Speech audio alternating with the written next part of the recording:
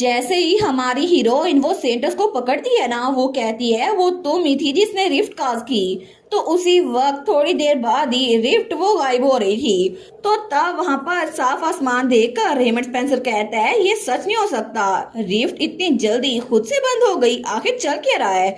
तो उसके साथ ही काइलो था, वो कहता है जरूर कुछ हुआ है, हमें जल्दी करनी पड़ेगी। तो दोनों भाग के उस तरफ जाते हैं जहाँ पे सेंटस और हमारी प्रिंसेस थी। लेकिन गांव के हर एक इंसान को पता चल गया था कि सेंटस, उसकी आंखों में वो मॉन्स्टर जैसा निशान नजर आया था। तो सब लोग कहते हैं नहीं ये नहीं हो सकता, आखिर ये पैटर्न सेंटस की आंखों में क्या कर रहा है।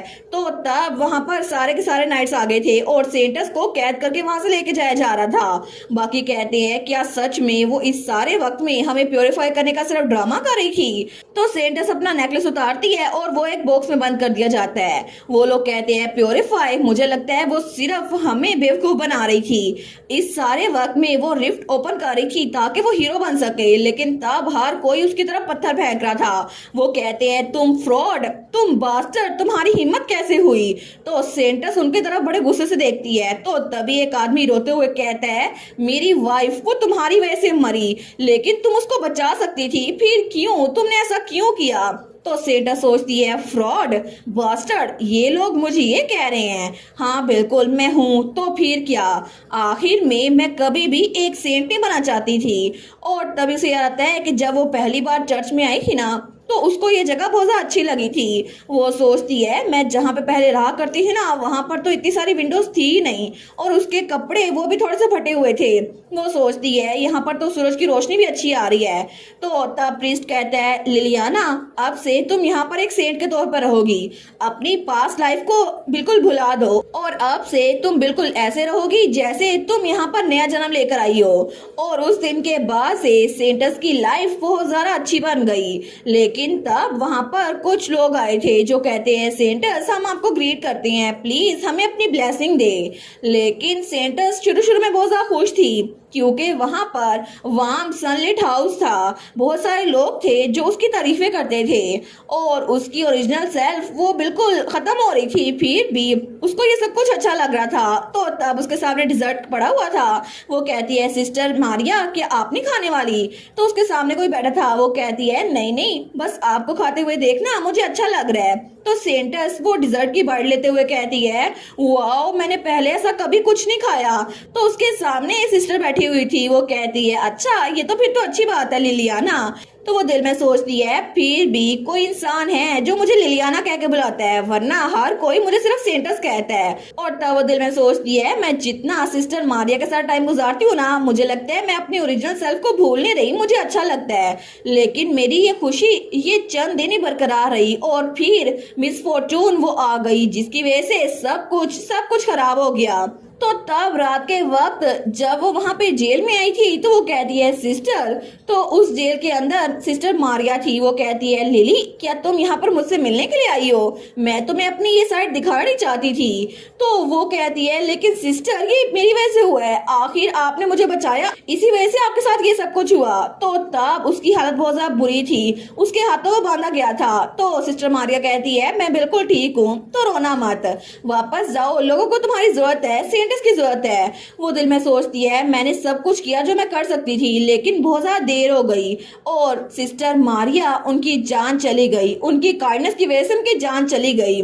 लेकिन जिस दिन सिस्टर मारिया को सजा मिली थी उसके अगले दिन बारिश हो रही थी और वो चर्च में बैठी रो रही थी। वो कहती है क्यों, आखिर क्यों, आपने कहा था कि मेरी जिंदगी अच्छी हो सकती है, लेकिन फिर क्यों, क्या मैं अपनी लाइफ को ऐसे बेकार जाने दूं। मैं तो उन लोगों के लिए भी खड़ी नहीं हो सकती जो कि मेरे साथ है, तो आखिर इस होली पावर का क्या फायदा, मैं उसको बचा नहीं पाई, तो फिर आखिर लोगों को मुझसे क्या चाहिए।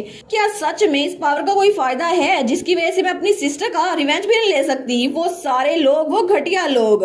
तो तभी पीछे से कोई आता है, वो कहता है ठीक है तो रिवेंज मैं लूंगा। तो वो था ड्यूक फिलिप। तो सेंटस कहती है तुम कौन हो। वो कहता है मैं हूँ फिलिप, मैं सोल्टन फैमिली का मार्क्वेस हूँ और मैं तुम्हारी हेल्प कर सकता हूँ रिवेंज लेने में। तुम्हारा गुस्सा, मुझे तुम्हारा गुस्सा बहुत ज्यादा अच्छा लगा। तो तब वो सोचती है आखिर इसने मेरी कितनी कहानी सुनी होगी, लेकिन तब वो कहती है आखिर मैं एक मार्क्वेस के साथ हाथ क्यों मिलाऊं, मैं तुम पे ट्रस्ट क्यों करूं।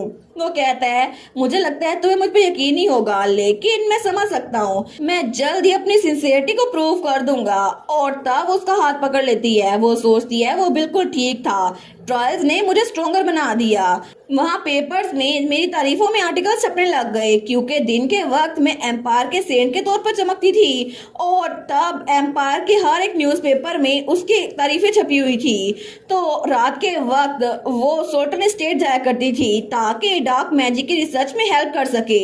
और जब वो अंडरग्राउंड डंजन में थी ना, तो वहाँ पर बहुत सारे लोग थे, क्योंकि वहाँ पर किसी को नहीं पता था कि डार्क मैजिक हो रहा है। लेकिन तब कुछ दिनों बाद हमें ड्यूक सोल्टन का ऑफिस दिखाया जाता है। तो सेंटस कहती है आपने मुझे बुलाया? तो वो कहता है ओ लिली, फाइनली ये सक्सेसफुल हो गया। और वो सेंटस लिलियाना को गले लगा लेता है।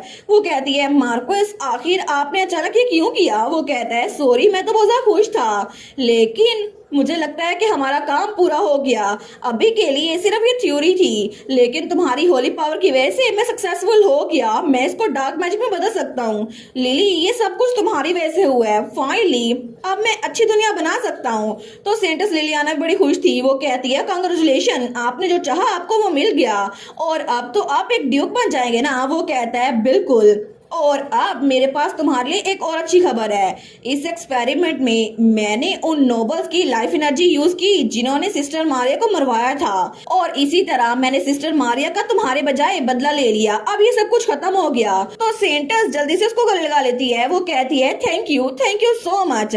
वो कहता है तुम्हें मेरे सामने थैंक यू बोलने की कोई जरूरत नहीं है, और जब ये सब कुछ खत्म हो जाए तो बस मेरे साथ रहना, मैं तुम्हें प्रोटेक्ट करूंगा। आखिर में एंड तक सब कुछ खत्म हो जाएगा, लेकिन मैं तुम्हें प्रोटेक्ट करूंगा।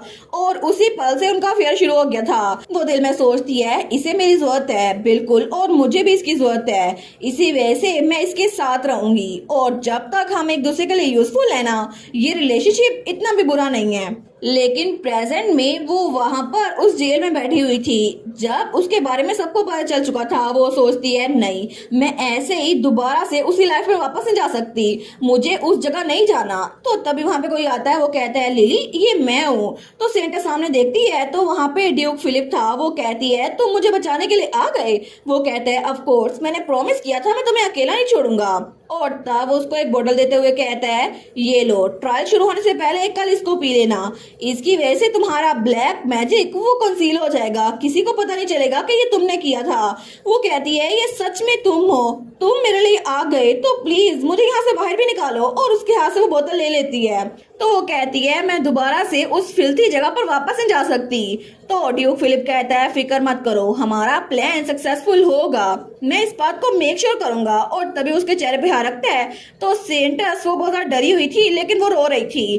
तो तभी ड्यूक फिलिप को किसी की आवाज आती है। वो कहता है लगता है यहाँ पर कोई आ रहा है। तो तभी वो हुड लेता है और उसके बाद वहां से निकल गया था। वो कहता है मैं बाद में वापस आऊंगा लिली। लेकिन तब वो सोचती है बिल्कुल, अब फिलिप मेरे साथ है, चाहे कुछ भी हो जाए मैं दोबारा से टॉप पे आ सकती हूँ, है ना? मैं दोबारा से उन नोबल्स को नीचे दिखा सकती हूँ, बिल्कुल, बस थोड़ा सा टाइम और। लेकिन थोड़ी देर बाद वहां पर हमारी हीरोइन आई थी। वो कहती है क्या यहाँ पर बहुत जरा मजा आ रहा है सेंटस? तो वो कहती है योर हाइनेस प्रिंसेस, आखिर आपने मुझे यहाँ पर बंद क्यों किया है? मैं कितनी बार कहूँ मैं बिल्कुल इनोसेंट हूँ, और आखिर आप एक प्रिंसेस होकर मुझे ऐसे इम्प्रिजन कैसे करवा सकती हैं बिना किसी एविडेंस के?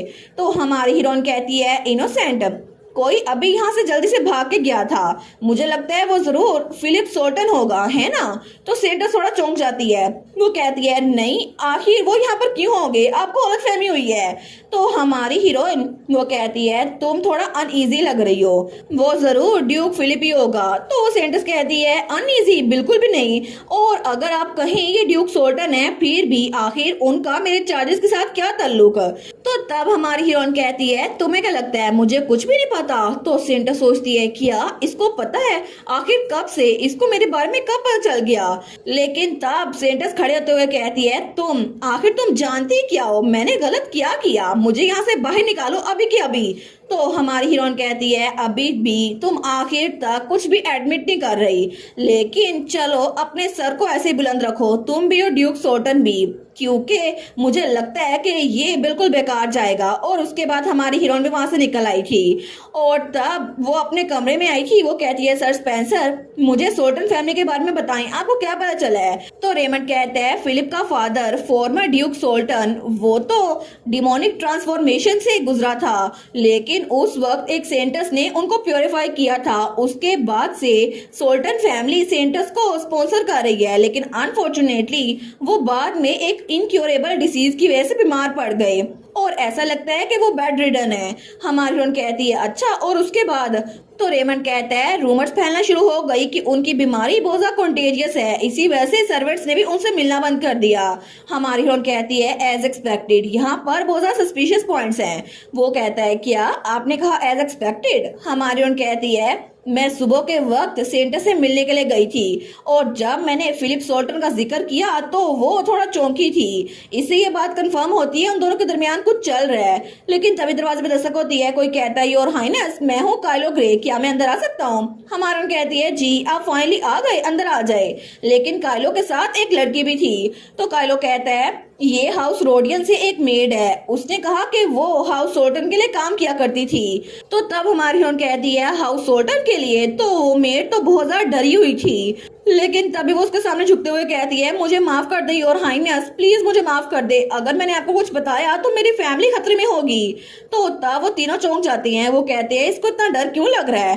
तो वो मेड रोते हुए कहती है मुझे माफ कर दे, मुझे सच में माफ कर दे। तो हमारी हीरोइन उसके पास आती है। वो कहती है ये जगह बिल्कुल सेफ है, तुम्हें फिक्र करने की कोई जरूरत नहीं है और मैं अपने प्रिंसेस के नाम पे कसम खाती हूँ, मैं तुम्हें और तुम्हारी फैमिली को प्रोटेक्ट करूंगी चाहे कुछ भी हो जाए। तो प्लीज मुझे बताओ क्या हुआ था? तो तब वो मेड रोते हुए कहती है बेसमेंट, उस बेसमेंट में बहुत ज्यादा डेड पीपल थे।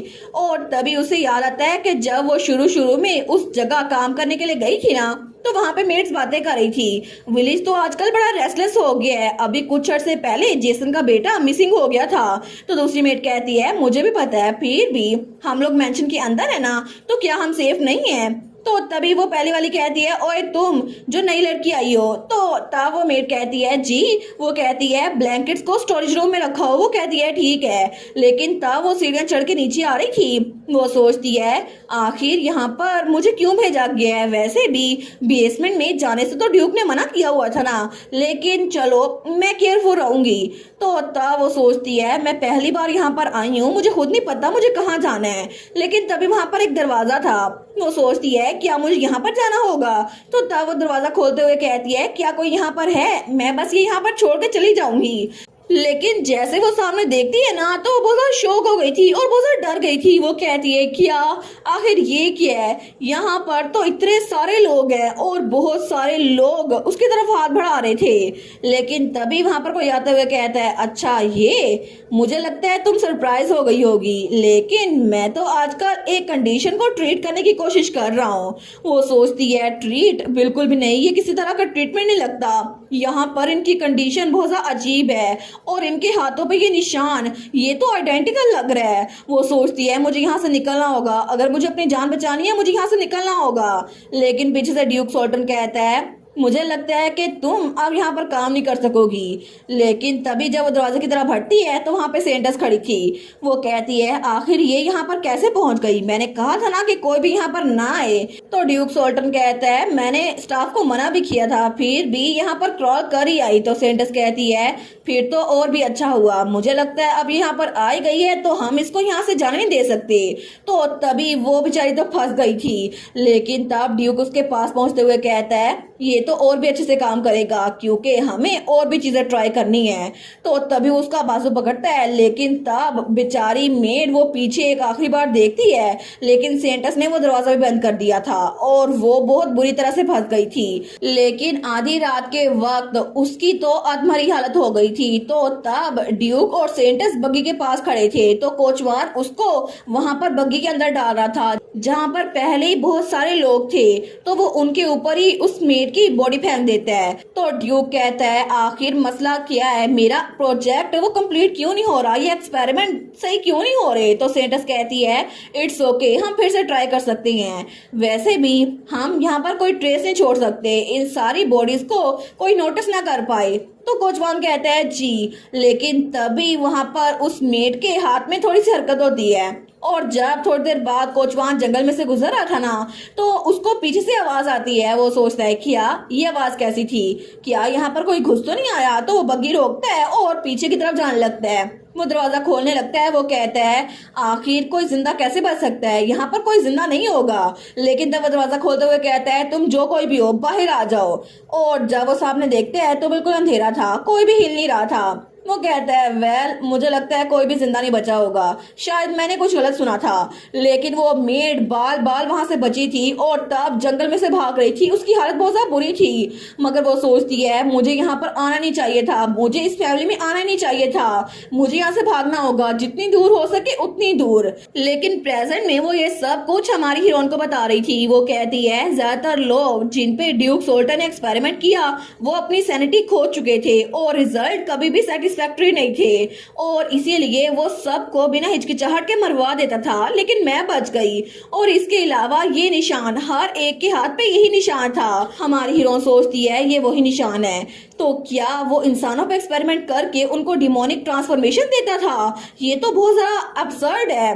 तो तब हमारी हीरोइन उस मेड से कहती है मैं जानती हूँ ये बहुत ज्यादा पेनफुल रहा होगा, लेकिन इट्स ओके अगर तुम जवाब ना देना पाओ, और मैं जानती हूँ तुम किस वक्त से गुजरी होगी, फिर भी अगर तुम हमारी हेल्प करो तो किसी और के साथ ऐसा नहीं होगा जो तुम्हारे साथ हुआ है। तो क्या तुम ट्रायल में टेस्टिफाई कर सकती हो? तो वो मेड तो बहुत ज्यादा डरने लग गई थी। वो कहती है नहीं मुझे माफ कर दे, मैं ऐसा कुछ नहीं कर सकती, क्योंकि मैं तो हर एक दिन डर में जीती हूँ, मुझसे तो सांस भी नहीं लिया जाता।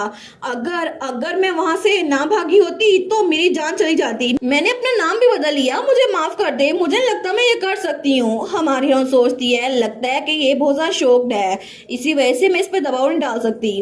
वो कहती है नहीं थैंक यू सो मच हमें ये बताने के लिए, और मैं तुम्हें फोर्स नहीं करूंगी। तो मेड कहती है मुझे माफ कर दे, मैं आपकी हेल्प नहीं कर पाई और हाइनेस। तो हमारी हीरोइन कहती है सर ग्रे प्लीज इनको बाहर ले जाएं। तो काइलो कहता है जी प्रिंसेस। तो हमारी हीरो सोचती है फाइनली हमें मामले की समझ तो आ गई, लेकिन फिर भी एविडेंस के नाम पर हमारे पास कुछ नहीं है और मैं उस मेड को खतरे में नहीं डालना चाहती, मुझे कोई और रास्ता ढूंढना होगा। तो रेवंड कहता है मेड की टेस्टमनी वो तो डिटेल्ड है, लेकिन कोर्ट में ये वन साइडेड क्लेम के नाम पर डिसमिस कर दी जाएगी। हमें फिजिकल लिंक चाहिए ताकि ड्यूक और सेंटर्स के दरमियान इस ट्रांजैक्शन को प्रूव कर सकें। हमारी कहती है बिल्कुल, मुझे भी लगता है कि उनके दरमियान ये कनेक्शन ये बहुत स्टार्ट से था, फिर भी कोर्ट में विजिबल ट्रुथ वो चलता है। लेकिन तभी वहां पर हमारा काइलो आते हुए कहता है प्रिंसेस, वो उसके सामने झुकता है। तो हमारी हीरोइन कहती है सर ग्रे आखिर क्या हुआ? तो काइलो कहता है प्लीज मुझे ऑर्डर दे, मैं वहां पर खुद जाकर एविडेंस लेकर आऊंगा। हमारी हीरोइन कहती है ये बहुत ज्यादा डेंजरस है, क्या आप श्योर हैं आप ये कर लेंगे?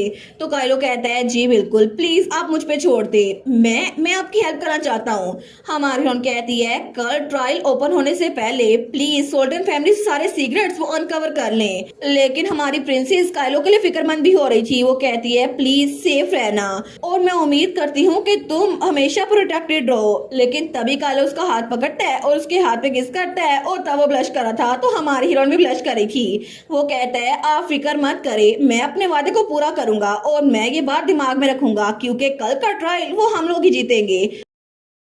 और इसी के साथ ये वाला पार्ट यहीं पर ख़त्म। तो आप लोग बताइएगा आप लोग को ये पार्ट कैसा लगा, और वीडियो को लाइक और चैनल को सब्सक्राइब लाजमी कीजिएगा। बाकी वीडियोस का लिंक भी स्क्रीन पर नज़र आ रहा होगा, तो काइंडली उनको भी चेकआउट कर ले। और thank you so much for watching my videos. Stay safe, bye bye.